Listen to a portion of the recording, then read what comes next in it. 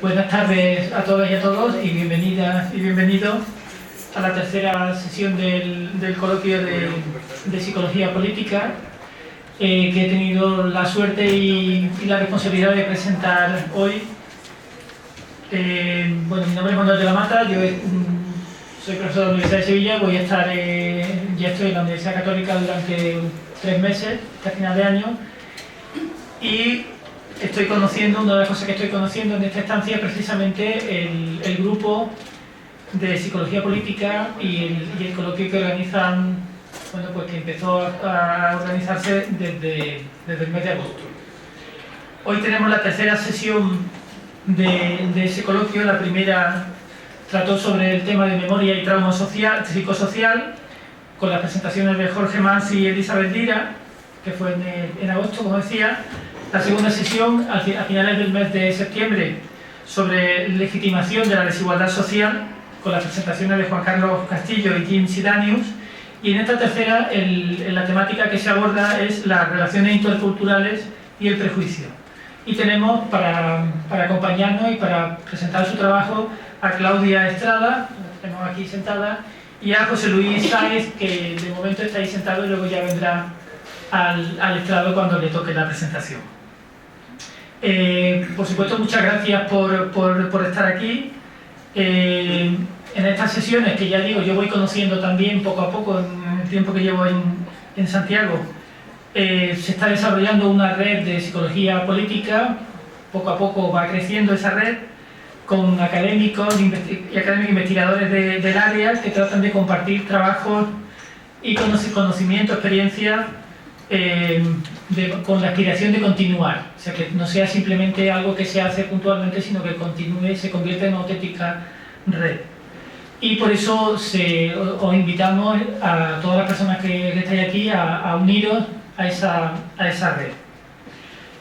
Se trata pues de que sea una red abierta y que pueda llegar a otros colegas que estén interesados en el tema. Entonces, la sesión de hoy, como decías, trata sobre relaciones interculturales y prejuicios.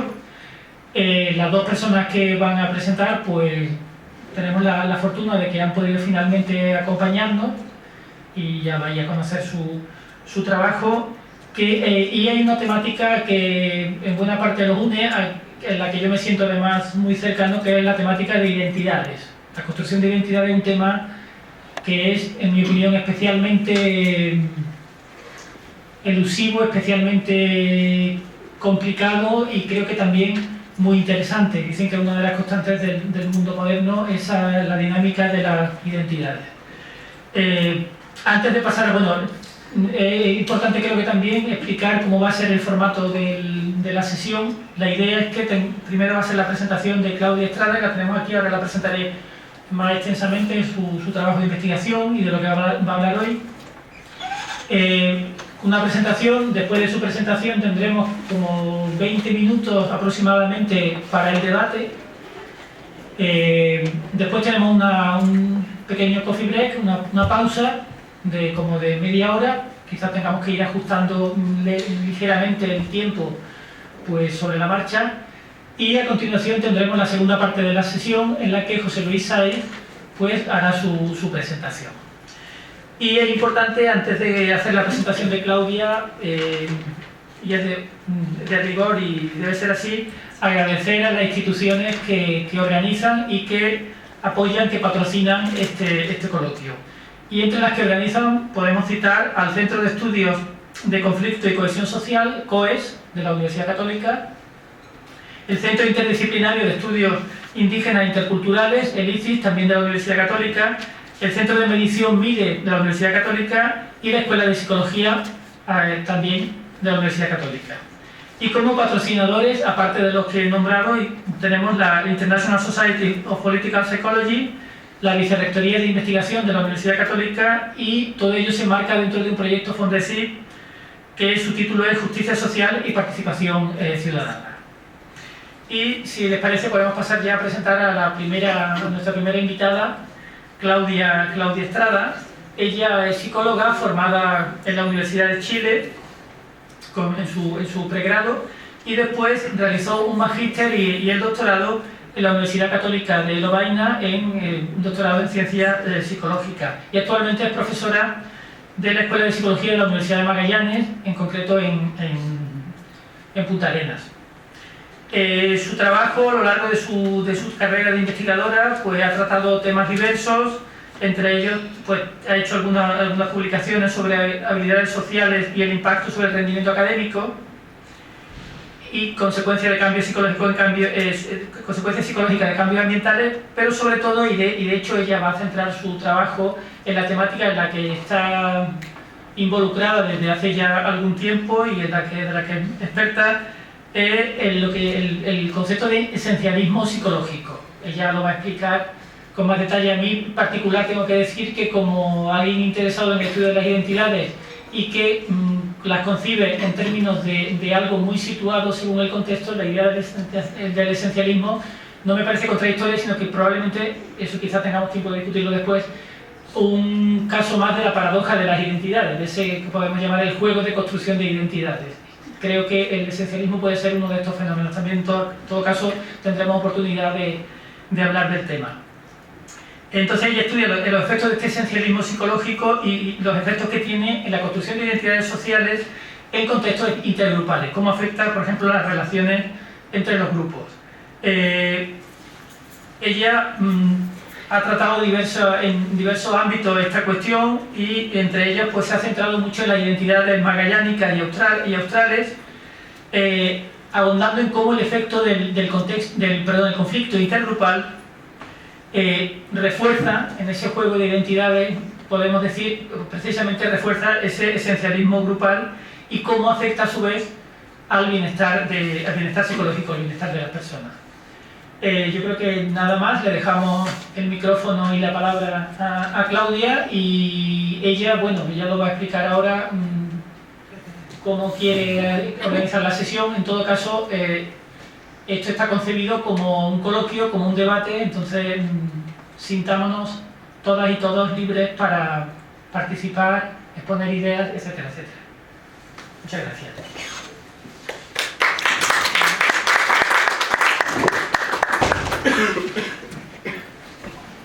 Hola, buenas tardes. Bueno, agradecer la invitación.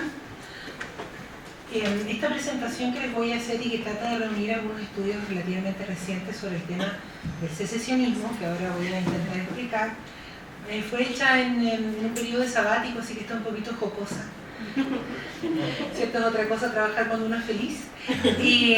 Pero también cuando uno se siente cómodo con una temática, a veces siente que explicar las cosas en profundidad es exagerar, ¿cierto? Entonces, si ustedes, por favor, hay algún concepto importante o que les parece interesante, que sienten que pasé de manera muy rápida, por favor, deténganme con toda tranquilidad. Yo con mucho gusto voy a profundizar en él para que vayan siguiendo, digamos, mi presentación. Bueno, el tema, ya José Luis hablará de esto, pero el tema de prejuicios y relaciones interculturales pega parcialmente, tiene una conexión parcial con el trabajo que les voy a presentar. El verdadero título, digamos, de la presentación es el que está en rojo y dice el destino secesionista de los grupos maltratados. Y les voy a presentar dentro de lo que es posible estos conceptos. La lógica, ¿cierto? Estamos en el contexto intergrupal, pero la lógica es que las relaciones individuales y grupales se parecen en alguna medida, ¿cierto? Y las relaciones en general, aunque no siempre las relaciones intergrupales tienen un comienzo que podamos establecer como un momento, que comienzan con cierta idealización. Si hay algo que sabemos sobre las relaciones, es que cuando son armoniosas, el acento está en las semejanzas, en las cosas que nos reúnen. Y eso pasa en el plano individual, en el plano interpersonal, como pasa también en los grupos humanos. Por ejemplo, aquí están viendo unas fotos que saqué de internet sin permiso, que son fotos verdaderas. Si uno busca parejas, aparecen estas fotografías, es decir, parejas, ¿cierto?, que se visten parecido, que buscan acentuar incluso esto que sienten que tienen en común, ¿no? Bueno, ellos son famosos, me parece, ¿no? Pero el resto son personas normales, ¿cierto?, vistiéndose parecido. Entonces, está el acento en lo que nos reúne, evidentemente, hasta que esa armonía o ese encuentro, ¿cierto?, se deteriora, ¿no? A veces el amor se acaba entre las personas. Yo puse aquí, entonces vemos, lo ubican, ¿cierto? Él es el príncipe, pero él es el ogro que está detrás, ¿no? Dejamos de ver esta imagen idealizada del otro. Y en la vida de los grupos aparece algo bastante similar. Los grupos tienen relaciones parecidas a las relaciones interpersonales. Hay momentos en que los acentos están en los elementos que nos unen. Ustedes lo han vivido parcialmente de una dinámica bastante, podríamos decir, natural. Nuestros énfasis, nuestras pertenencias van cambiando según el contexto. Cuando Chile está por ganar la Copa América somos todos muy chilenos, ¿cierto? Incluso aquellos, yo no entiendo mucho el fútbol, pero en ese momento me interesa y me preocupa que gane el fútbol. Por eso hay una barra y hay momentos donde se refuerzan ciertas pertenencias grupales, y en ese momento lo que nos une, lo que nos hace parecido, lo que nos identifica como parte de ese grupo se vuelve muy fuerte, muy intenso. En ella hay otro ejemplo, ¿cierto? En personas que pertenecen. Eso fue accidente, no tenía nada que ver con él. Era porque estaban muy bien uniformados. ¿No? Entonces, hay elementos visibles en la vida, ¿cierto? Durante la vida de los grupos que también nos dicen a nosotros, cuando los observamos en otros, o son mensajes que como miembros de grupos enviamos que dicen somos parte de este grupo, ¿no? Estamos fuertemente conectados. Y también ocurre, ¿cierto? Como en las relaciones interpersonales, que los grupos también enfrentan conflictos y divisiones, ¿no? En algún minuto dejan de ser el grupo que eran, ¿no? También vemos el ogro detrás del príncipe. Entonces, esto que les voy a mostrar ahora, que espero que se vea bien, sí, es la evolución en diferentes momentos de la historia del mapa mundial. Como no se alcanzan a leer las letras, pero los colores marcan países, y si ustedes me van siguiendo, es en 1207, 1789, se pegó un saltito, 1960 y 2012. Si ustedes miran el mapa del mundo solo en esta zona, ¿no? Porque estamos tomando, ¿cierto?, Europa y parte de Asia, vemos que había una evolución muy importante en los colores de los países. Es decir, los países se han construido y se han reorganizado varias veces en unos cientos de años. Este fenómeno, lo alcanzan a ver, ¿cierto? Es bastante notorio cómo esto ha ido ocurriendo. Y este fenómeno, ¿cierto?, de proceso de reconstrucción o de reestructuración de fronteras es muy común, mucho más común de lo que nosotros solemos pensar. Es decir, cuando pensamos en el nacimiento, en la muerte de un país, sobre todo nosotros que estamos en una zona relativamente estable, ¿cierto?, y nuestras vidas son cortas para las vidas de estos grupos nacionales, ¿no? En nuestra vida todos, hasta donde entiendo, todos hemos sido chilenos, ¿no? Hemos cambiado de identidad nacional. Cuesta imaginar que en el mundo, simultáneamente con nuestra existencia como miembros de este país, hay una serie de otros países que han nacido y han muerto en los años en los que hemos estado vivos. De hecho, aquí hay un pequeño listado, para que cuando uno empieza a investigar esta temática, se encuentra con esta realidad, que es extremadamente numeroso el número de países o de regiones que o están en proceso, ahora vamos a ver qué significa puntualmente secesionismo, pero en proceso de independizarse, de dividirse, de construir una nueva identidad nacional, o en proceso de reunirse, es decir, cambiando, evolucionando. Es tan importante... ¿Cómo? Sí, Guayaquil. Algunos de estos son bastante antiguos, ¿no? Pero otros están en proceso actual. Hay páginas completas sobre estos procesos que están organizados por continente, porque no alcanzan todos en una sola pantalla. Que África del Norte, África del Sur, Europa, es impresionante la cantidad. Bueno, yo hice una presentación sobre esta temática hace unos días en Talca, en el contexto del Congreso chileno, y le pregunté al público si conocía otras regiones del país, aparte de la Magallánica, que es el grupo que nosotros estudiamos, y resulta que hay movimientos independentistas en un montón de partes, digamos, en el sentido de nuevas identidades que buscan ser construidas en territorios que actualmente son definidos de una manera diferente a lo que esas personas desean. Nuevas regiones que quieren nacer, ¿no? Nuevos espacios que ustedes deben conocer algunos, ¿no? Yo creo que el más famoso son los coyhaiquinos, ¿no? Si no me equivoco, que han tenido movimientos bastante visibles en los medios de comunicación, ¿sí? Los Rapa Nui ahora recientemente también, ¿cierto? Pero hay otros grupos dentro de nuestra... Y aquí hay un pequeño listado, ¿no? Y también un pequeño mapa para que ustedes se den cuenta, ¿cierto?, de procesos, por ejemplo, solo en el mapa de África, en que están o recientemente construyendo una identidad nacional nueva o en el proceso de hacerlo o con el deseo, es decir, en diferentes momentos del desarrollo de este proceso. Entonces, si mientras en el año 1914 había 62 países, actualmente se reconocen, esto no está actualizado, tiene como 6 meses de vejez, a lo mejor la historia cambió, ¿cierto? Se registran 194 países reconocidos por la ONU. Es decir, en 100 años, digamos, menos de 100 años tenemos un movimiento importante en este tema. Entonces, lo que les voy a presentar es una serie de resultados y de preguntas, porque es un tema bastante nuevo para nosotros. Llevamos solamente 2 años preocupándonos de la temática secesionista, ¿cierto? Es respecto a qué es este proceso, en qué consiste, cómo evoluciona, y tenemos muy pocas respuestas, digamos. Muchas más preguntas, estamos recién intentando abarcar y conocer qué es lo que significa y cómo se desarrolla. Entonces, bueno, esta es una definición de diccionario, cuando buscamos el concepto de secesionismo, que elegimos dentro de las posibilidades, está separatismo, independencia, independentismo. Secesionismo parecía como el más neutro, por eso lo escogimos, dice, acto de separarse de una nación, parte de su pueblo y territorio. Nosotros lo definimos para el contexto de nuestro estudio como el proceso de separación que sigue un grupo con una determinada identidad social de otro grupo al que pertenece de forma subordinada. ¿Cierto? Dicha de palabras más simples, ¿cierto? El proceso por el cual un grupo, un subgrupo, que se reconoce como subgrupo, ¿cierto? Decide separarse del grupo mayor al que pertenece. Entonces, ¿cuáles son las dos grandes ideas que voy a intentar desarrollar? La primera es respecto a los grupos secesionistas, y tiene mucho que ver con lo que el colega, cierto profesor, presentó como introducción. Es que un grupo secesionista se vuelve secesionista por alguna razón.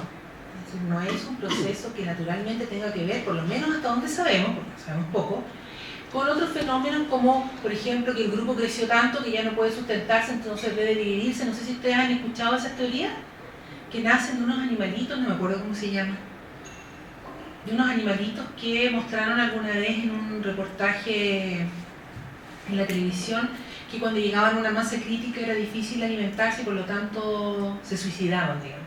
¿No lo han escuchado nunca? Son muy famosos, no los recuerdo ahora, y son muy famosos también porque después descubrieron que eso en realidad nunca existió, que aquellos que filmaron ese proceso habían estimulado que los animalitos huyeran y que en realidad ese era un problema porque pensábamos que teníamos una pista ahí, dijimos a lo mejor también el grupo, los recursos, pero no hay ninguna evidencia que en otras especies distintas a la humana este proceso secesionista cumpla reglas, podríamos decir, adaptativas en principio, no en esa dirección por lo menos.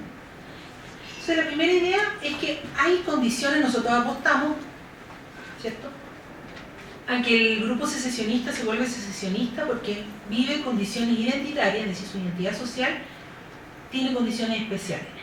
O sea, aquí puse algo que fue motivado por alguna conversación con José Luis, ¿cierto? Dice, se ven a sí mismos como víctimas del prejuicio, pero no de cualquier prejuicio, del prejuicio intergrupal, que hace una definición que no sé si hay otros colegas psicólogos, me imagino que sí, pero una definición que no se utiliza.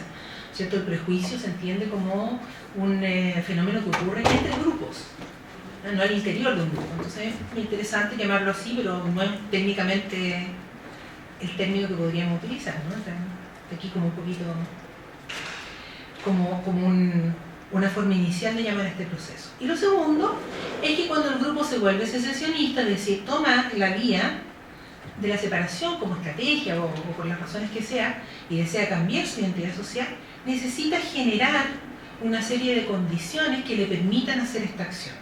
Porque es como un divorcio, uno no se puede divorciar de alguien con quien tiene relaciones armónicas, a quien ama y con quien se lleva bien. El conflicto tiene que instalarse, el conflicto debe provocar una ruptura y esa ruptura tiene que tener ciertas condiciones. Si yo no, digamos, si vivir con el otro sigue siendo más agradable que no vivir con él, es más difícil alejarse. Bueno, los grupos es similar.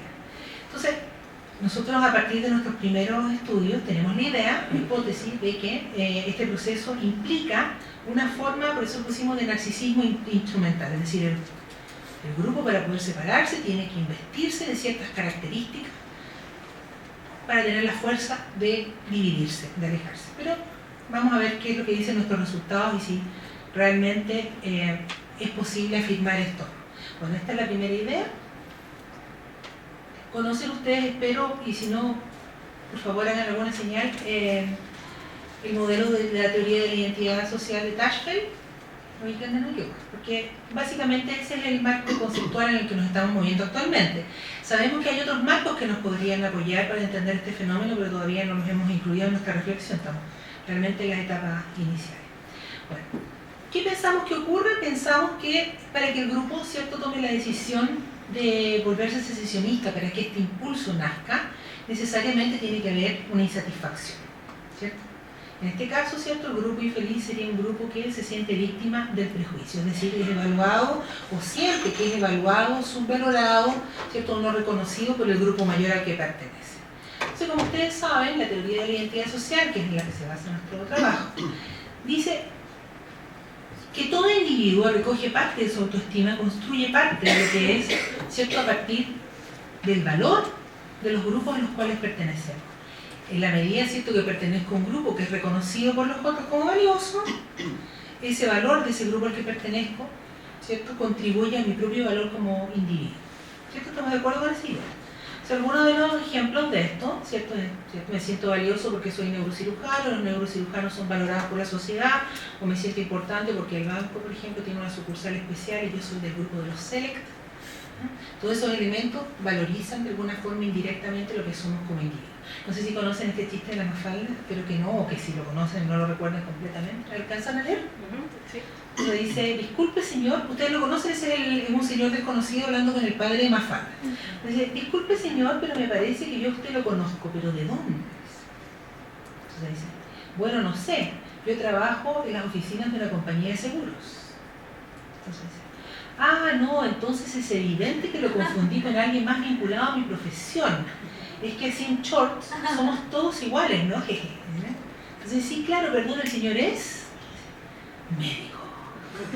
Ahí tiene un momento tan gráfico, ¿no? De que muestra cómo la valoración social, ¿cierto? Si yo pertenezco, entonces inmediatamente esa pertenencia, ¿cierto? O sea, entonces se ve el pobre padre, no sé si lo alcanzan a ver, pero el pobre padre me falta está ahí. Entonces dice, ¿ven? Qué bien, dice, ahí termina, ¿no? Qué bien.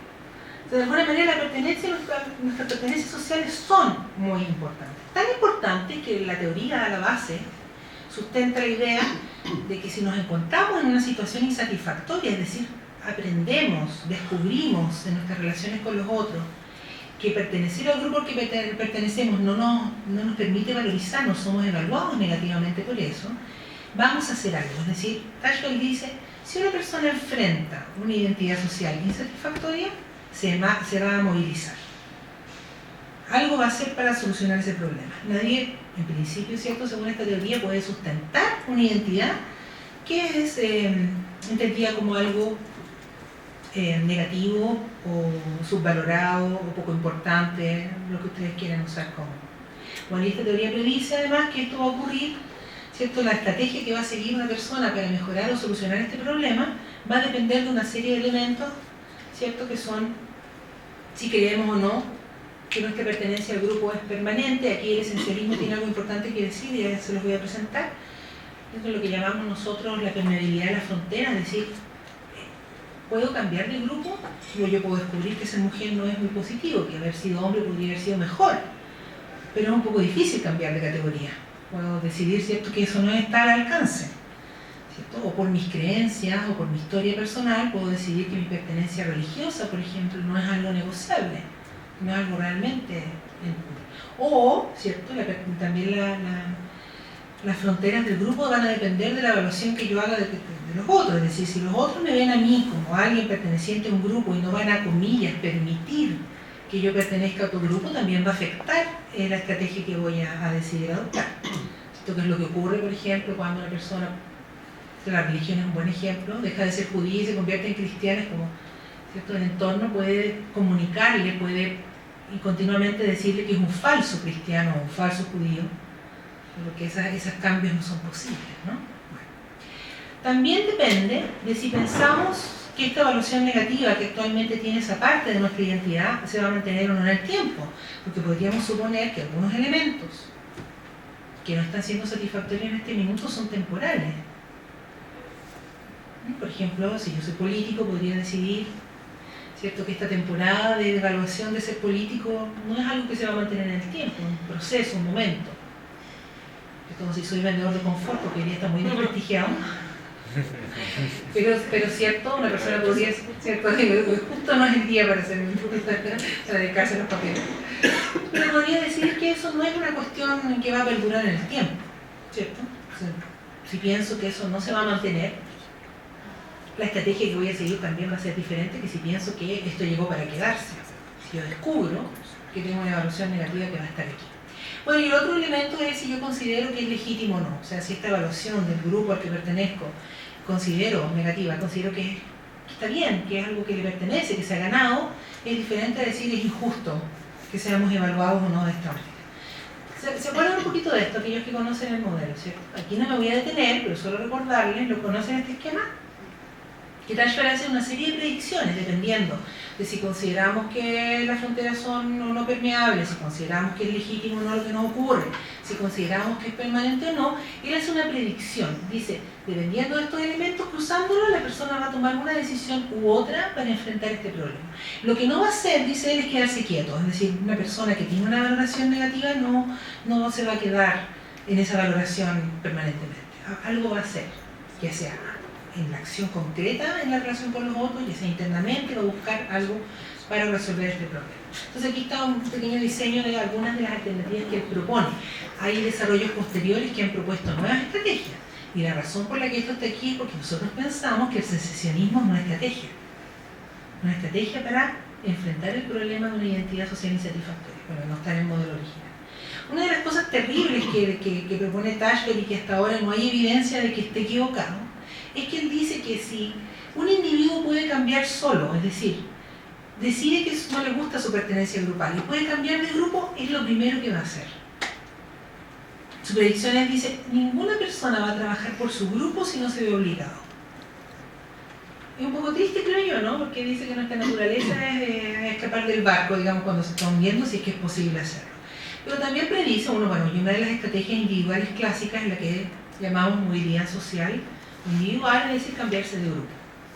Yo veo que es posible, entonces me dirijo hacia un nuevo grupo. De varias maneras, por ejemplo, educarse, adquirir una profesión, es adquirir una nueva identidad social.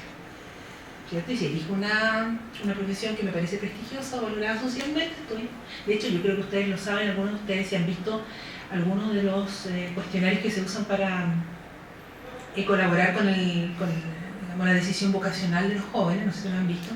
Algunos tratan de este tema.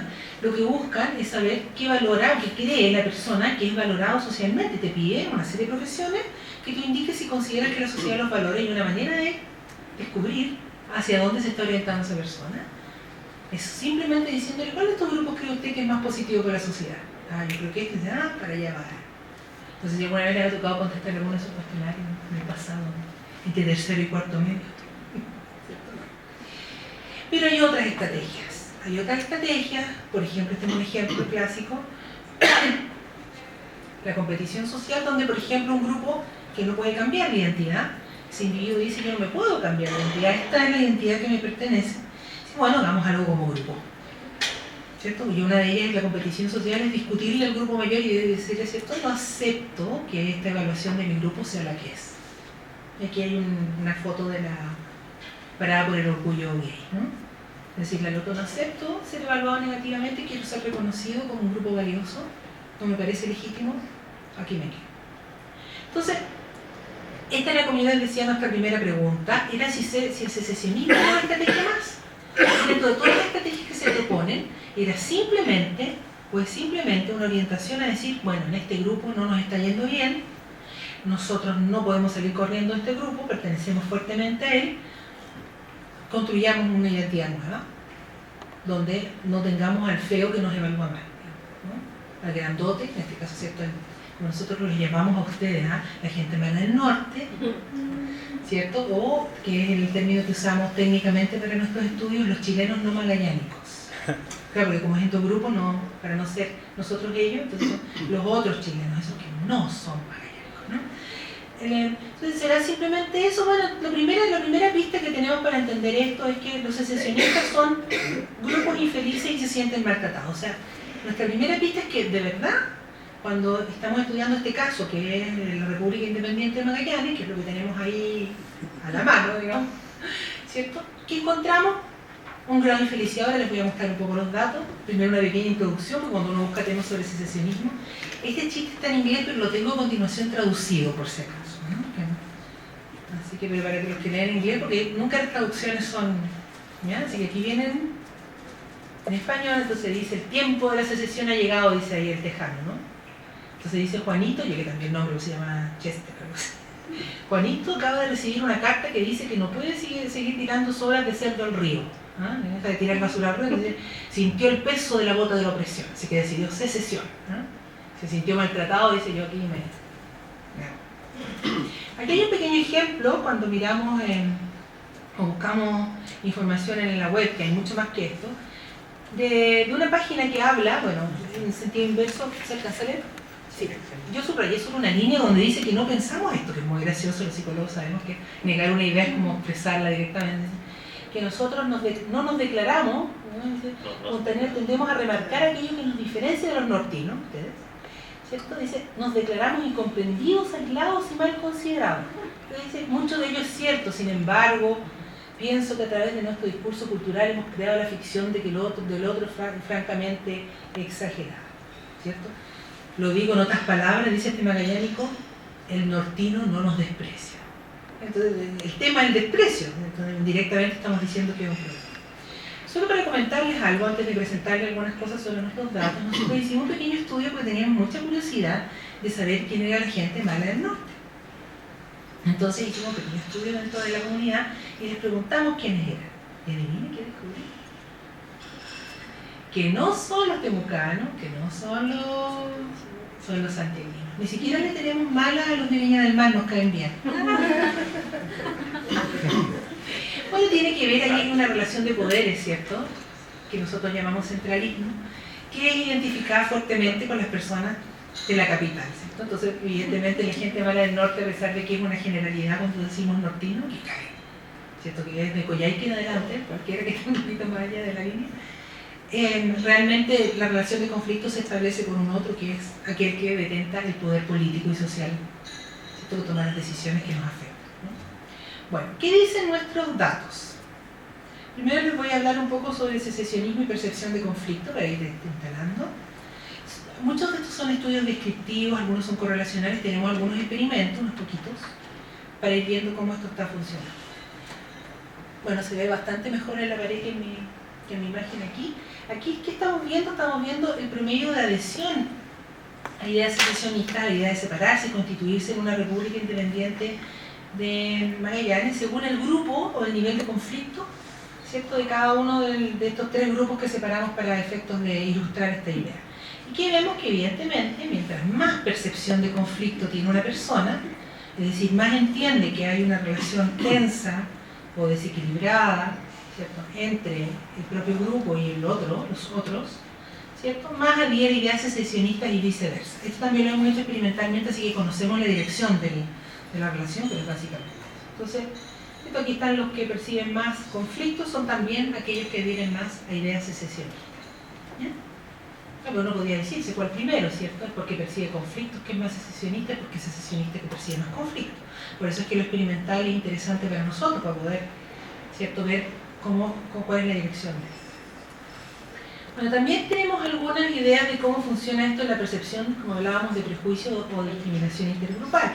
Si nosotros le preguntamos a los magallánicos, todos estos están hechos en estudios, son estudios diferentes, ¿eh?, de al menos 300 personas, lo que es bastante interesante, porque son una ciudad pequeña, ¿no? Estamos hablando de 100 y algo mil habitantes, entonces un grupo interesante. Si les preguntamos, los chilenos no magallánicos tienen una mala opinión de los magallánicos, ¿cierto? Estos son estudios relativamente recientes, son todos los últimos 2 años. Más del 60% dice sí.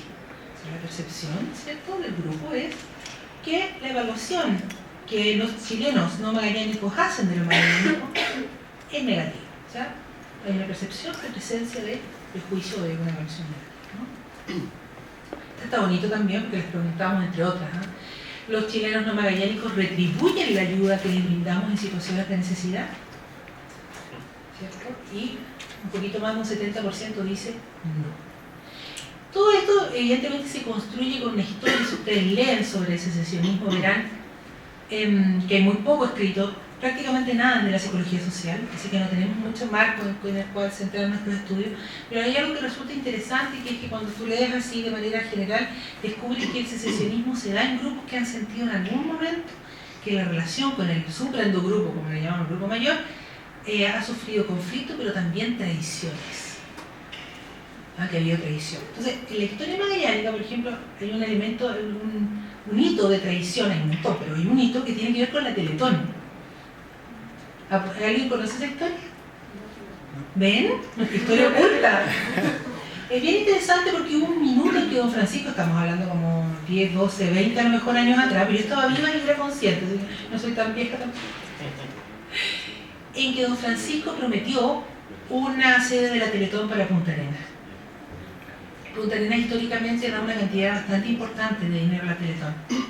Solíamos ser de términos de per cápita de los más generosos, si es que no los más. Y don Francisco se arrepintió. Y la comunidad vivió esto como una alta traición. ¿Y qué hizo? ¿Qué creen? Tenemos nuestra propia Teletón, tenemos nuestro propio centro administrado y que tiene sus propias jornadas desde hace más de 10 años. Actualmente acaba de inaugurar un centro gigantesco al lado del hospital regional. Ese movimiento que es una vez al año se hace la campaña antes que la Teletón, que acaba de terminar hace una semana, siempre igual colaboramos, pero todos los años les recuerdan a los magallánicos el hito de la traición de los nortinos. ¿Cierto? El día que nos prometieron que nuestros niños y el día que no nos cumplieron.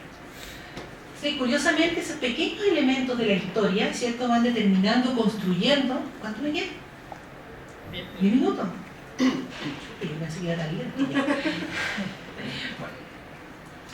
La segunda idea general es esta idea de que el secesionismo no puede ocurrir sin que ocurra algo internamente, el grupo tiene que prepararse. Lo llamamos una suerte de narcisismo instrumental, ahora lo van a ver. A mí me encanta contar el final del libro siempre antes, no sé por qué tengo que, yo creo que es un elemento ansioso. Porque básicamente lo que observamos, y ahora les voy mostrando las evidencias y las ideas que tenemos, es que el grupo se va volviendo más secesionista y va aumentando ciertas creencias internas dentro de las cuales encontramos el esencialismo, que les voy a presentar brevemente, el regionalismo, que es una forma de nacionalismo o etnocentrismo, ¿cierto? Y también algunas maneras o formas de identificación grupal, porque cuando lo hemos hecho de manera experimental, la identificación con el grupo, es decir, el reconocimiento de ser parte de un grupo no cambia, pero sí el regionalismo, que es una manera, podríamos decir, anormal o extrema de apego al grupo, no tan sangre. Bueno, aquí hay un ejemplo de lo que lo ubican esto, ¿cierto? Del grupo, la orientancia de libertad para los países catalanes, no somos España. Lo más interesante de este letrero, que también tomé en internet, es que está en inglés. O sea, ni siquiera para protestar está en el español, ¿no? Es interesante como concepto. Bueno, básicamente tenemos un grupo nacional, ¿cierto?, que se divide en algún momento en dos grupos y se reconoce como grupos distintos, por lo menos desde el grupo pequeño. ¿Qué dicen nuestros datos? Aquí ya llegó el esencialismo famoso, ¿cierto? Más secesionismo, más adhesión a ideas esencialistas. Estos son todos los estudios que lo muestran, ahora voy a explicar qué es el esencialismo, ¿cierto?, que indican que hay una relación. Ustedes lo ven en un 25%, es decir, en el 25% de las veces la adhesión al secesionismo y la adhesión al esencialismo van de la mano. No es un número sumamente extremo, pero es un número significativo y podríamos decir que es un efecto, comillas, porque no se puede hablar de efecto en realidad aquí, una relación robusta porque se repite en el tiempo. Es decir, aquí muestro dos estudios, pero en diferentes estudios, en diferentes contextos y en diferentes momentos esta relación se mantiene. O sea, no siendo una super relación, ahí está. ¿Y qué es el famoso esencialismo? El esencialismo es una creencia. También se ha considerado que es una teoría implícita, en el sentido que es una manera de entender la realidad social. Merín, quien lo descubrió en otro contexto, porque estaba en realidad estudiando la categorización social, decía que era una creencia fundacional. ¿Por qué? Porque era una especie de teoría respecto a por qué las personas están juntas en una categoría. Él no trabajaba con personas, trabajaba con objetos, y ahí descubrió que nosotros teníamos teorías extrañas para juntar los elementos, que no estaban basados en elementos que podríamos considerar comillas objetivos, sino realmente en ideas preconcebidas. Cuando se llevó al terreno de la psicología social, el esencialismo surge como una idea respecto a por qué alguien es miembro de un grupo. ¿Y qué dice esta idea? Lo voy a explicar entero, pero lo voy a explicar un poquito más rápido sacrificar la idea. ¿Qué dice el esencialismo? El esencialismo consiste en que yo creo que alguien es de un grupo porque tiene una esencia, por eso se llama esencialismo. Y que esa esencia es compartida por ese grupo, es previa, es decir, yo antes de ser psicólogo tenía la esencia, lo que hice fue descubrirla. Y la razón por la que pertenezco a ese grupo es porque la tengo, ¿cierto? Y de alguna manera entonces esos elementos determinan que yo miro mi grupo de una manera diferente. Nosotros podemos ser esencialistas respecto a un grupo y otro no. Clásicamente se sabe que estas ideas esencialistas, que ahora voy a explicar un poquito más como digo, se dan mucho en categorías que tienen elementos biológicos. ¿verdad? Por ejemplo, ¿cierto? Para el concepto de raza, es como todas las personas de una raza, todos los asiáticos, todos los blancos americanos tenemos elementos especiales comunes, ¿no? Sin embargo, no se ha podido explicar por qué, ¿cierto? Usando elementos genéticos no utilizamos otros elementos genéticos. También la forma de las orejas es genética, la forma de los pies es genética, pero nosotros elegimos el color de la piel, que tiene más o menos la misma cantidad de genes. Hay elementos, obviamente.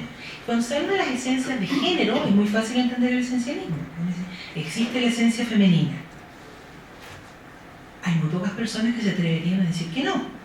Pero si tú le dices a una persona de verdad a tu mujer, eres más parecida que una asiática de Indonesia que cultiva arroz y que vive en un pueblito perdido que nunca ha visto una televisión, eres más parecida a esa mujer, tienes algo más en común profundo que con cualquier hombre de tu cultura. No.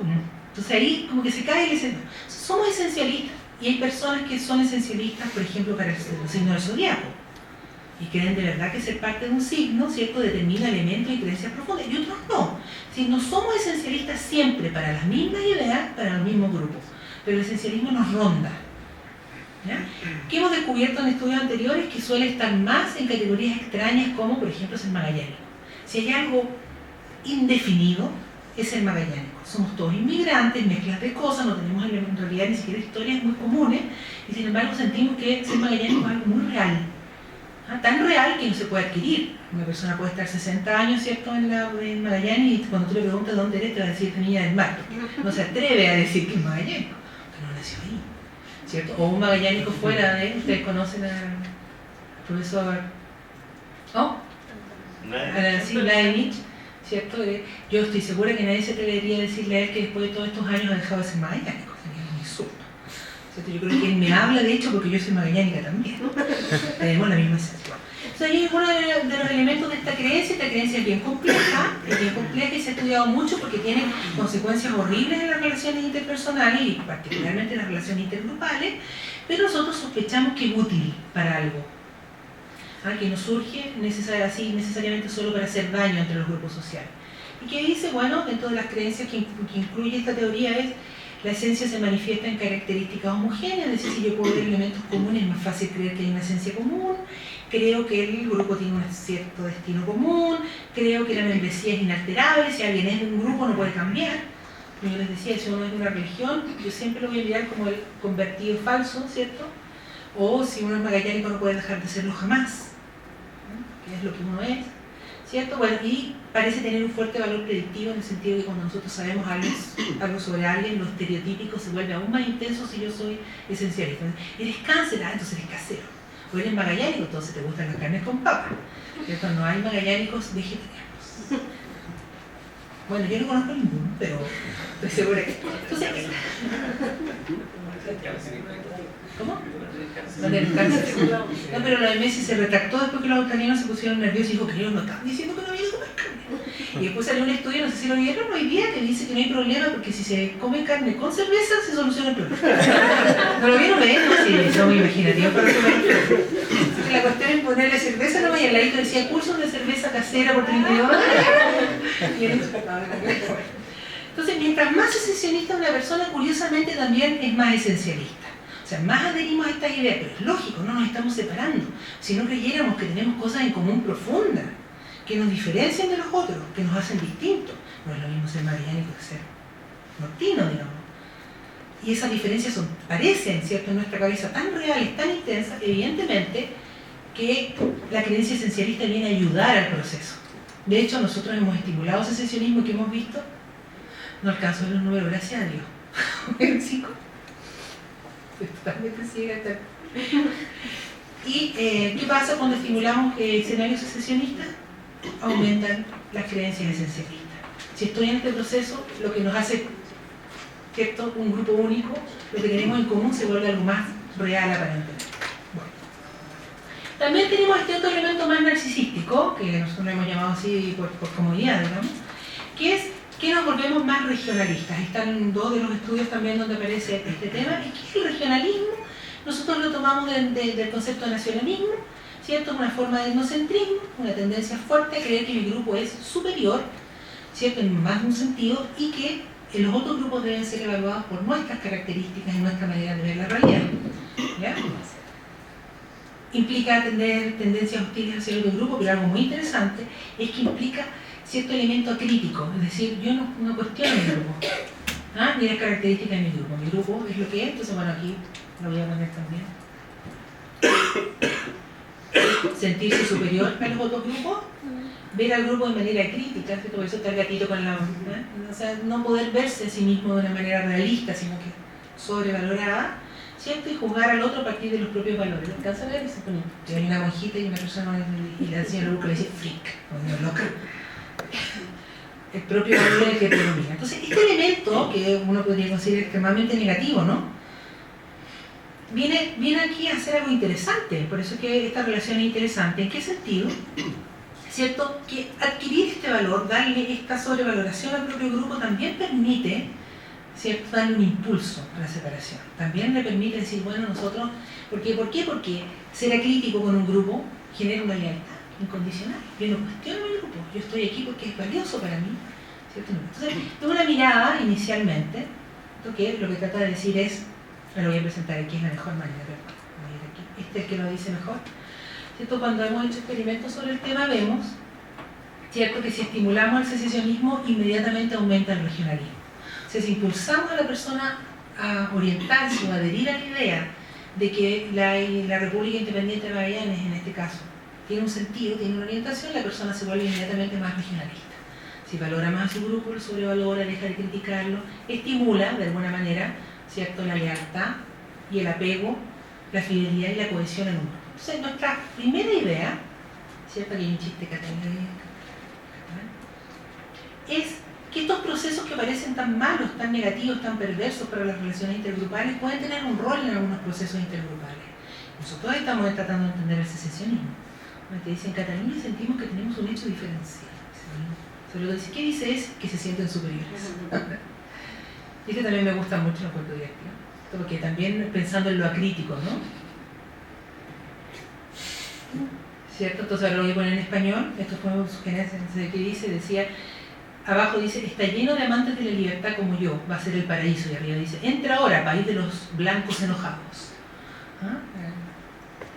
Entonces, para terminar, porque creo que me quedan como 3 minutos, el otro fenómeno que hemos estudiado es el de identificación con el grupo, que se considera una forma de apego al grupo natural y sana para las relaciones interpersonales, que no tiene consecuencias necesariamente negativas para las relaciones con los otros. También, lo interesante que me decía que cuando lo hemos estudiado en el contexto experimental y estimulamos el secesionismo, aumenta el regionalismo, pero no la identificación se mantiene estable.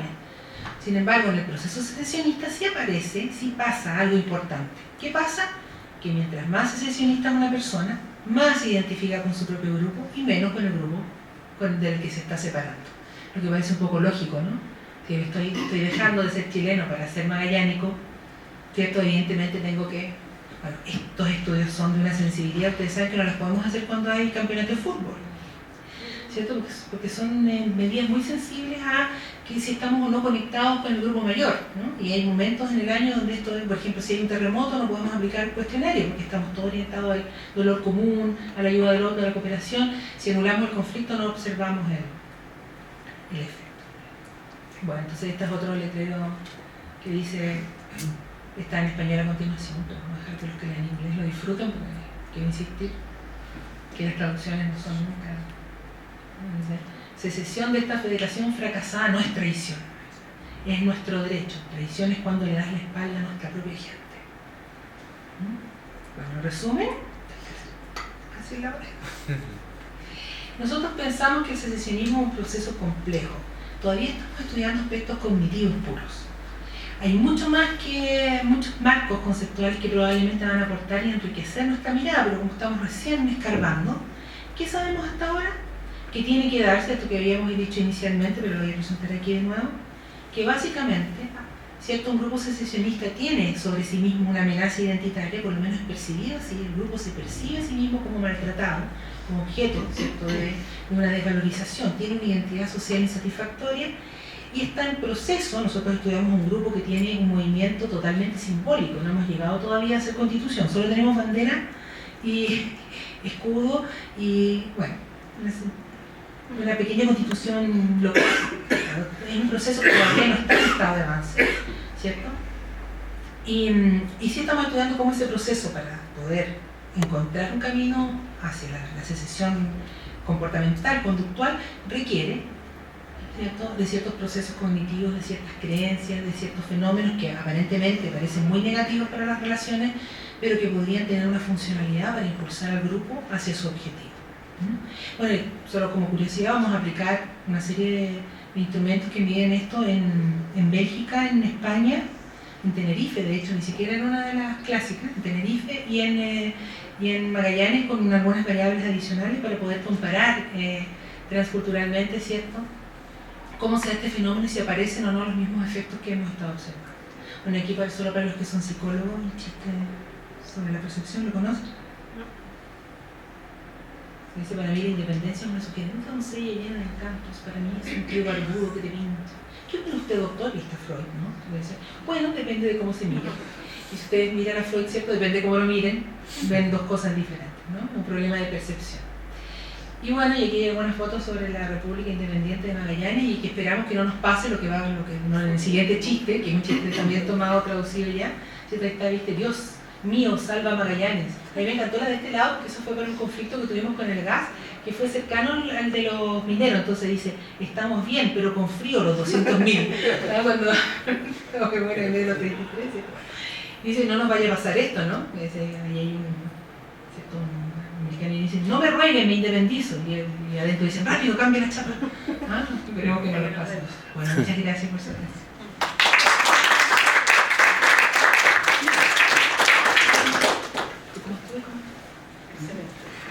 Bueno, tenemos unos minutos para preguntas, debates, etcétera, etcétera.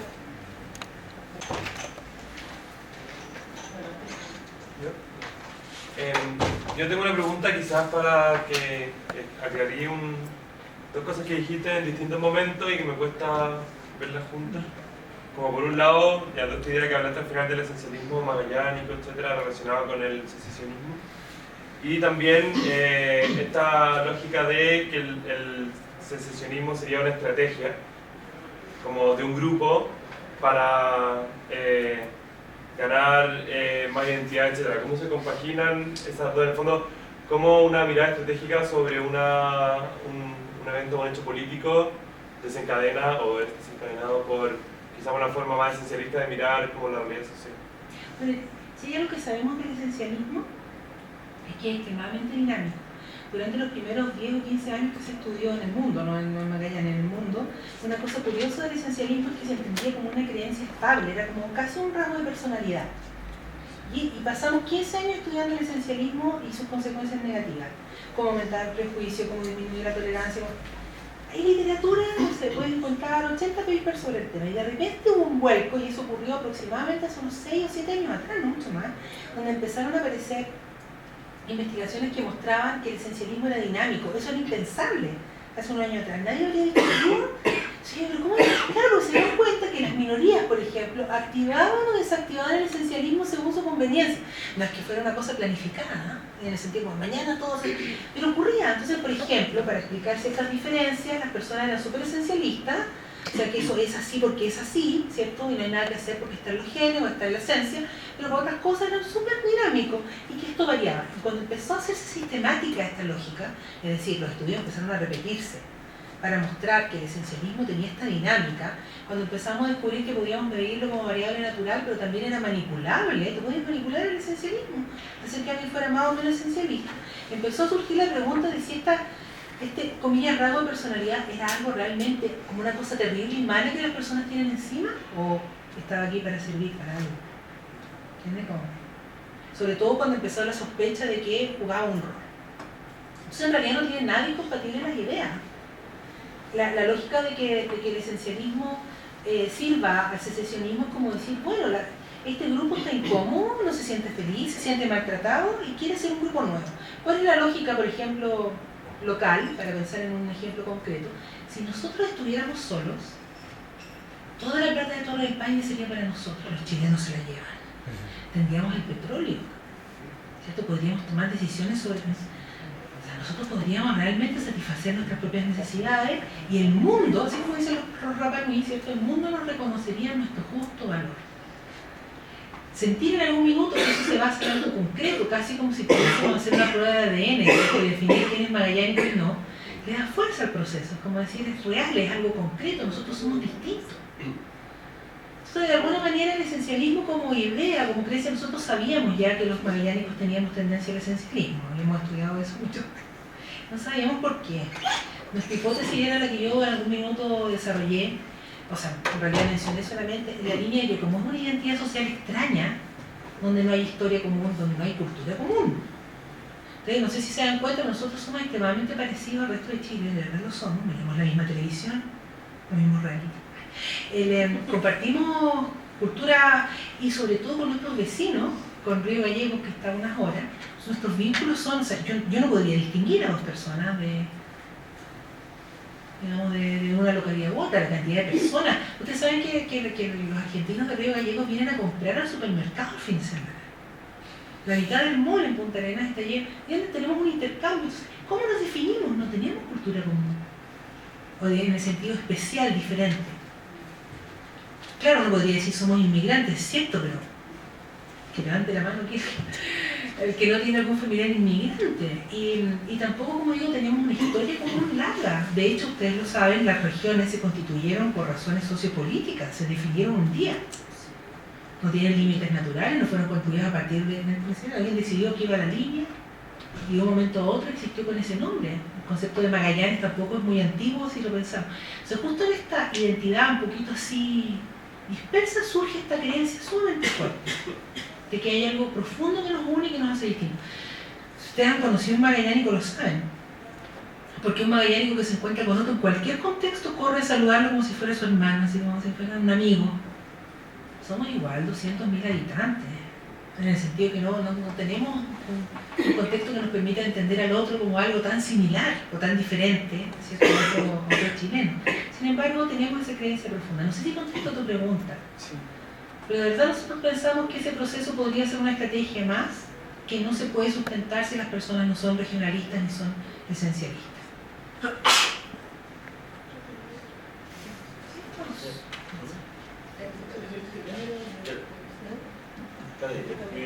Una pregunta simple que tiene que ver con que la asociación suena como un proceso de diferenciación al interior de algo que previamente es un grupo único. Pero la pregunta, y tú hablas usas ese concepto que es un poco, como un poco provocador de hablar como de juicio intergrupal. Pero yo creo que siguiendo la lógica de la teoría de la identidad social, cuando tú hablas de sensaciones como que se conforma una nueva identidad y desde ese momento estamos hablando de un proceso intergrupal, no veo cómo se puede seguir pensando que sea intragrupal. Desde el momento que tú conformas una identidad y estás hablando de los no magallánicos como es un exogrupo, o sea, me da la impresión que casi todo lo que tiene que ver, es una forma de denominar el proceso por el cual se conforma la nueva identidad, pero creo que todo lo que sigue a continuación se explica con la lógica intergrupal y no intra. O sea, creo que ya no es necesario acudir a la... Que sí, no, porque para empezar es un proceso simbólico. Solo que potencialmente existe la posibilidad de la identidad dual ahora, claro. pero me refiero... Y eso iba, los estudios de Claudia Zúñiga, con los que yo no estoy muy de acuerdo, pero son sus resultados y son estudios reales, concretos. Ella dice que son identidades que se anidan una en la otra y que son compatibles. Y que ella tiene estudios hechos en magallánico que muestran que ser chileno y ser magallánico no es algo incompatible. Yo sinceramente creo más en esta postura, pero no me atrevo a plantearla por la idea de que si nosotros entendemos el secesionismo como un proceso de divorcio, lo equiparamos, sabemos que hay momentos distintos, etapas diferentes. Nosotros estudiamos el secesionismo en un grupo que está con el deseo, una cosa simbólica, no está actuando para llegar hacia allá, está como recién empezando. Todavía somos chilenos para la Copa América, fuertemente, o para los terremotos, para la Teletón. Son procesos que van y vienen. Yo creo que en otras comunidades donde este proceso está más avanzado, sería más evidente o fuerte, pero yo estoy de acuerdo, solo que no me atrevo por esta idea de que es una etapa inicial. De hecho, una de las cosas que nos interesa hacer ahora es tratar de buscar una manera de medir el estado de avance. ¿En qué punto estamos? ¿Estamos nosotros y ellos ya? ¿Estamos nosotros y otros procesos secesionistas? Para poder establecer si ese grado, si podemos medirlo, si podemos detectarlo, y también cómo estos fenómenos que estamos estudiando se dan, si es que es posible en diferentes momentos, y cuándo es el momento de quiebre en que ya no se puede volver al nosotros.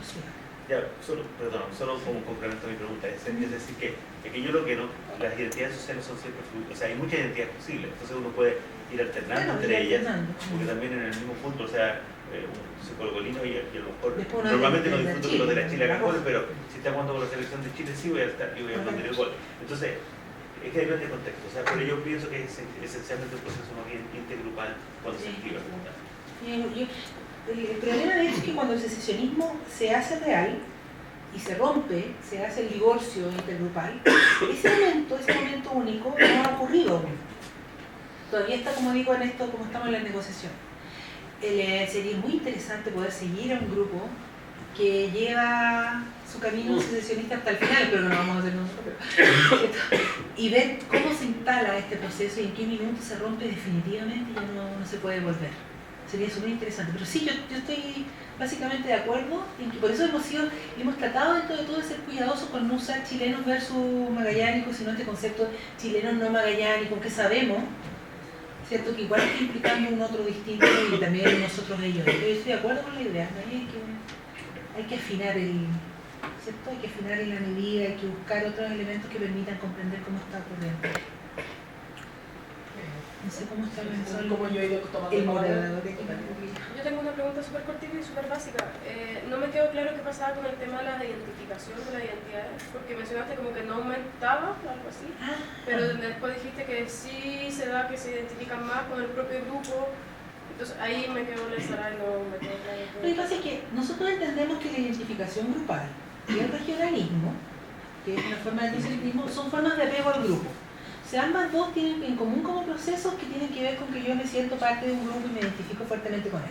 La diferencia entre las dos es que la identificación es un proceso normal, en el sentido que se da en todo grupo que en un proceso de separación o de conflicto con otro, mientras que el regionalismo, nosotros lo entendemos en este minuto como un proceso que se activa, que tiene ciertas características, podríamos decir, que estimulan o podríamos decir, o incentivan la presencia de ciertas tensiones entre las grupos. ¿Por qué? Porque implica sentirse superior a otro, valorar al otro según mismo, ¿entiendes? Como que... Bueno, lo que nosotros hemos observado es que evidentemente cuando tú te separas de un grupo disminuye tu identificación con el grupo del que te estás separando. Pero experimentalmente, cuando tú estimulas temporalmente esta idea, lo que ocurre es que lo que cambia es el regionalismo. Es decir, cuando tú pones a la persona frente a un escenario secesionista y, comillas, estimulas que adhiera a él, lo que ocurre es que esa persona empieza a tener esta anormalidad, este apego como sobrevalorado del grupo. Pero en la identificación en escenarios no naturales, no cambia cuando son en experimentación, se mantiene. Es decir, yo me siento todavía magallánica, no me siento más magallánica porque estoy en un proceso secesionista. Es decir, mi apego con mi propio grupo no cambia, sigue siendo el mismo. ¿Qué cambia el regionalismo? La manera como entiendo mi grupo, cómo lo evalúo, cómo lo pongo como punto de referencia para otro, ¿entiendes? Cómo lo convierto en un referente al que cohesionado, ¿cierto?, hacia el que se debe tener lealtad. Eso es bonito, pero que la identificación con el grupo del que me estoy separando vaya cambiando es normal. Lo que es interesante aquí es que la identificación con el propio grupo no cambia en el secesionismo, pero sí el regionalismo. No sé si... ¿Sí? Hola. Yo quería hacerte varias preguntas, pero es súper interesante tu posición. No sabía nada de esa sesión y de ese planteamiento magallánico, más allá de alguna escucha como de sentido común por la prensa. Pero pero sí a partir de otra experiencia y investigación me surgieron algunas preguntas. Primero, ¿por qué la investigación, entendiendo que tratan de dar cuenta del proceso que ocurre en Magallanes, se centra en la categoría de secesión en términos de proceso político, entendiendo que hay proceso de independencia con respecto a otro país, a un Estado, que hay una república que tú has mencionado varias veces como un drama en serio, y por qué no, por ejemplo, la categoría de autodeterminación, autonomía regional, como también se ha visto en otras cosas. Como que al hablar de secesión uno ya se imagina un escenario político, ¿no es cierto?, económico, en fin, que implica una relación con un Estado mayor, o un Estado, ¿no es cierto?, una región, y como que las alternativas, ¿no es cierto?, intermedias, como que fueron zanjando, seguramente hay decisiones, no entiendo muy bien por qué. Eso es una pregunta, porque siento que cuando tú hablas, y esa es la otra pregunta, de secesión como deseo, como anhelo, como un proyecto que a lo mejor ni siquiera nunca se realice, pero no importa, está ahí, también puede terminar a lo mejor no en secesión, y en una autonomía integrada regionalmente, o sea, en otras formas de, en términos de gobierno, ¿no es cierto?, gobernanza, relacionarse, dando cuenta de esta insatisfacción o de este prejuicio que tú identificas como desde la región, ¿sí? Y eso me lleva a la siguiente pregunta, lo que te decía, que si uno pensara también los elementos, además de los identitarios, ¿no es cierto?, los históricos, los económicos, los políticos, ¿cuáles son los que en el caso de Magallanes permiten como hacer la distinción que ya no es secesión como deseo, sino secesión u otro proceso, otra decisión política que podría no ser la secesión a la independencia, que es muy drástica, como hecho político? Pero pregunto porque yo, bueno, viví en Quebec mucho tiempo, conozco el proceso quebequense de separación, me tocó el referéndum, todo eso cuando era niña, y justamente la decisión, el voto en el referéndum, cuando hubo la posibilidad de decidir con respecto a la independencia o no de Canadá, ¿no es cierto?, que ahí sí había una historia de colonización propia desde los franceses, ¿no es cierto?, una cosa cultural, en fin, un montón de elementos identitarios, culturales, que aquí me parece que no están, por lo que tú has dicho, tan fuertemente como cohesionando este grupo. Allá, habiendo todo eso, lo que más determinó el no separarse, en ese momento, hablando de los años 70 y tanto, fines de los 70, principios de los 80, fue los elementos económicos. O sea, estaba esta cosa que planteas tú, ¿no es cierto? O sea, el deseo del prejuicio, nos sentimos, se supone que hay dos idiomas, ¿no es cierto?, el inglés y el francés, que son idiomas oficiales, o sea, ni siquiera estamos hablando del grado de centralismo que hay que hacer una cosa mucho más avanzada, pero aún así los quebequenses sienten que no es así, que no es realidad. Con todo eso, lo que más pesó fue el elemento económico. Entonces, ¿cómo ustedes integran? Yo entiendo que TACFER no es suficiente, o sea, que aquí más allá de ese marco conceptual, ¿cómo integran estos otros elementos, ¿no es cierto?, para hablar de procesos políticos asociados a los elementos identitarios que tienen que ver con, al final, procesos como las decisiones, como la secesión, que tamaña decisión? O sea, voy a empezar por el final. No los integramos para nada, no los estamos considerando. Y la razón de eso es porque es un fenómeno muy nuevo y hay un montón de marcos. Por ejemplo, hace poquito, muy poquito, alguien me dijo que estudiaba algo sobre biopolítica y yo ni siquiera conozco ese marco. Entonces, tenemos todavía que profundizar en otras miradas del problema que nos van, espero yo, a nutrir. Estamos muy en pañales, recién en la cosita cognitiva pura, así casi, ¿no? Sin mirar otro elemento y tratando de crear el fenómeno de la manera más desprejuiciada posible. Lo que se nota muchísimo que no funciona al momento de elegir el nombre, porque eso fue una decisión totalmente... Teníamos que ponerle el nombre al proyecto que estábamos copiando, lo que es decir la vida, que cerraba en 3 días más, y lo que hicimos, lo que hice, porque en realidad eso fue totalmente responsabilidad personal, fue buscar todo lo parecido. Y no me pareció autodeterminación, todo lo parecido, y dentro de lo que encontré era el término que me parecía más técnico. Porque vi la definición y dije, bueno, esta definición no contempla elementos, porque era bien pura desde el RAE, desde los diccionarios. Este me parecía menos orientado. Entonces dije yo, bueno, y se fue en el proyecto y se ha convertido en nuestro término de referencia, pero de manera totalmente crítica, en el sentido de que no es definitivo, ¿me entiendes tú? Sino que es la manera como logramos ponerle un nombre a un fenómeno que no tiene nombre en la psicología social actualmente. Así que eso fue realmente muy poco reflexivo. Y la segunda pregunta me perdí. bueno, un poco cómo tú lo ves en Magallanes, cuando es que esta sensación de querer se puede convertir en algo un camino independentista podría transformarse en decisión más política o sea, ¿dónde se rompe un poco el plano identitario cultural con el plano político de decisiones políticas? Porque yo siento que está ahí tu proyecto, ¿no? Está como en esa encrucijada. Claro, y no lo sabemos, por eso es que una parte importante de nuestro interés actual es intentar buscar una manera de medir el avance en el proceso.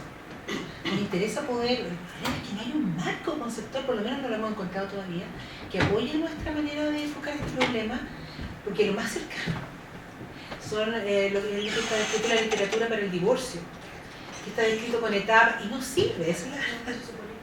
Claro, pero sí, político, pero también estamos hablando de una relación de conflicto político. Claro, quiero decir, no nos sirve, entonces estamos en esa búsqueda en este momento. Nuestra intención es ampliarnos hacia nuevos marcos de referencia, leer cosas nuevas en otros territorios. Creemos que es lo que necesitamos para poder avanzar.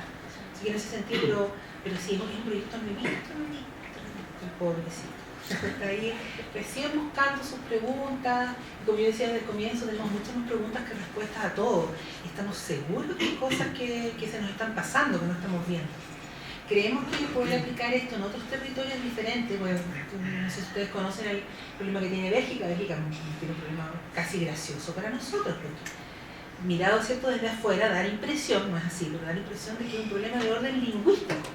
Es decir, porque unos hablan francés y porque otros hablan flamenco, neerlandés, no pueden vivir juntos, aunque eso no es así, se tienen una historia. Y hay todo tipo de explicaciones de por qué la secesión no ha ocurrido.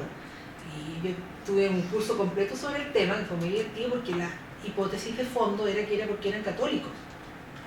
Que la única cosa que sostenía ese país unido era su religión común y los reyes. Que en el minuto que los reyes dejaran de ser reyes, es decir, no tuviesen realeza, que además ellos tienen una valoración bastante graciosa porque no consideran a sus reyes cosas muy, ¿cómo podrían decir? ¿Cierto? Los encuentran tontos, siempre se ríen de ellos, es una cosa muy rara. Sí tienen una, porque dicen que fue muy endogámica la familia, entonces que eso produjo ciertos problemas mentales, ¿cierto? Se ríen de que son tontos. Entonces hay otros procesos que están en otros niveles de avance, pero también pertenecen a otras culturas y realidades sociopolíticas. Pensamos que poder estudiar esto nos va a dar pistas de poder, comprendiendo las diferencias, de qué es lo que nos falta. Sí, estamos en búsqueda, pero agradezco mucho el comentario, que es un interesante proceso lo que es. ¿Y de verdad están de acuerdo? ¿Hay consenso respecto a que la razón fue económica? O sea, por lo menos en ese momento era el análisis que se hacía, pero ahora yo creo que el discurso, por ejemplo, independentista no tiene mayor asidero. Es que ya hubo una decisión soberana. Liberales, o sea, no. Fue un momento también, fue un momento en la historia también. Sí. No sé si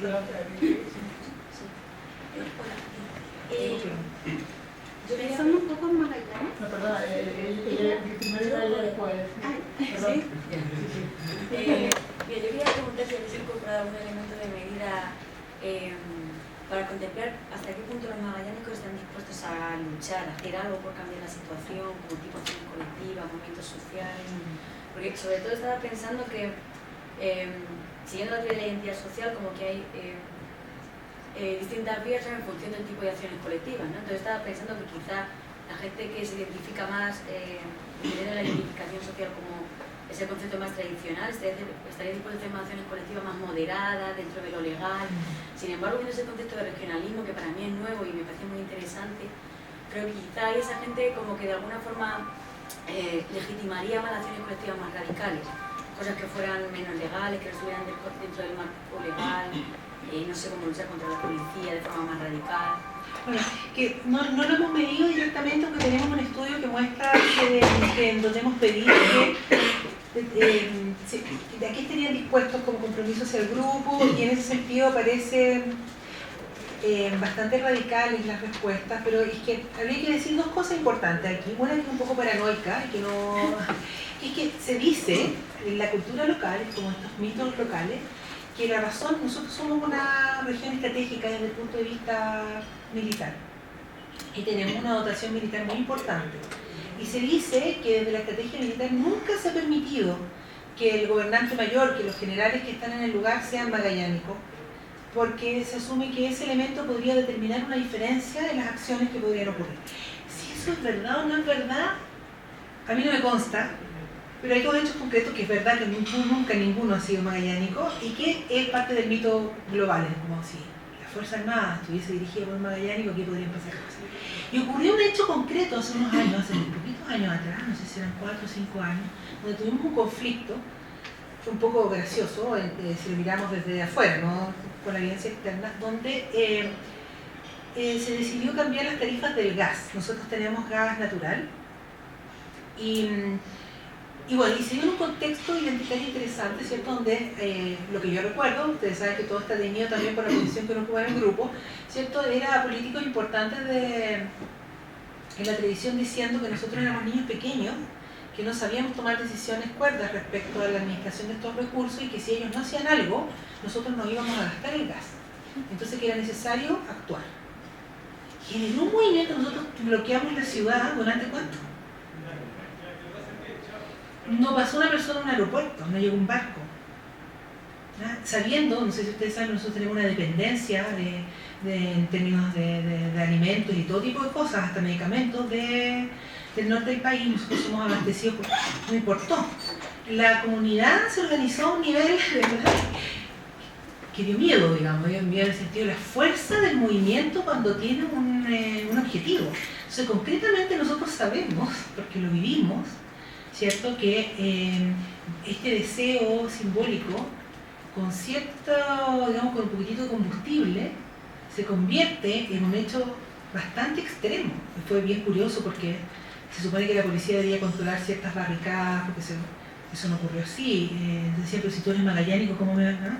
Tú no me puedes hacer eso. Entonces, bloquearon de alguna manera fuerzas importantes de control social interno, externo para nosotros en ese momento.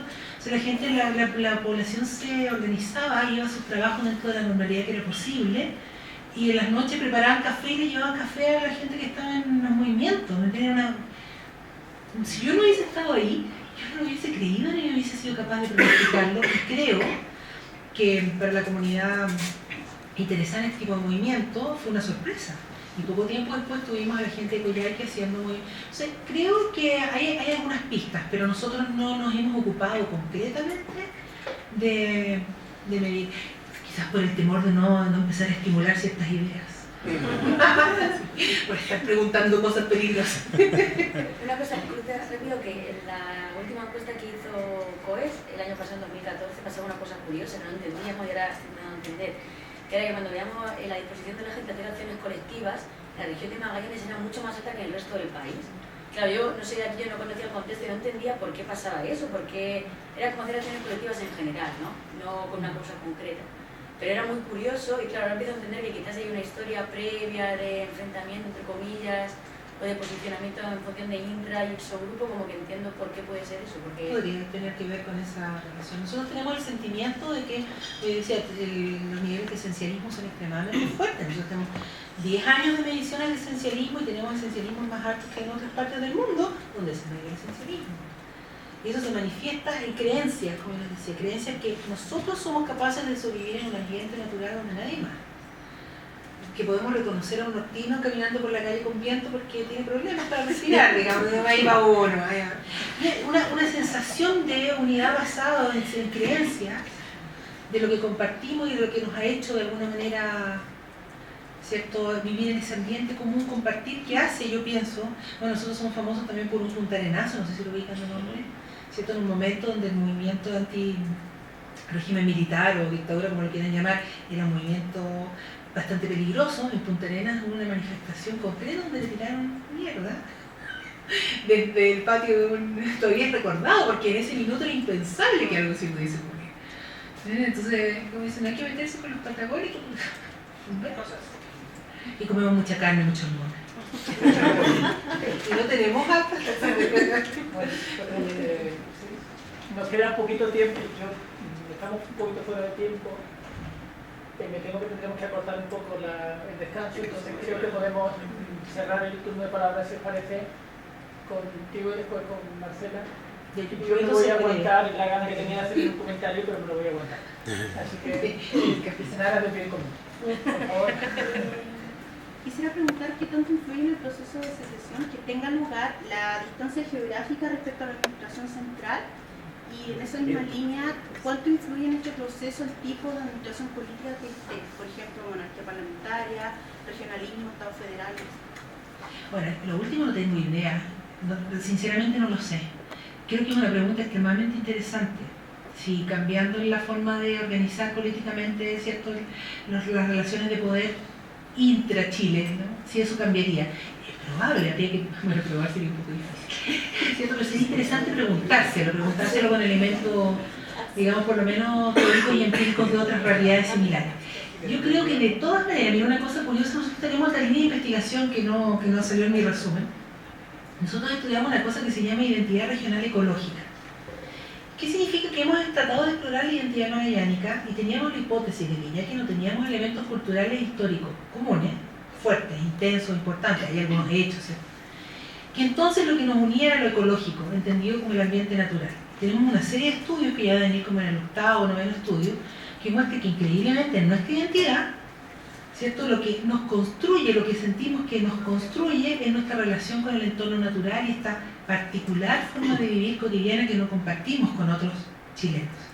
En ese sentido, el aislamiento y las condiciones de nuestro clima, esto está constantemente en una relación donde el poderoso, la poderosa es la naturaleza.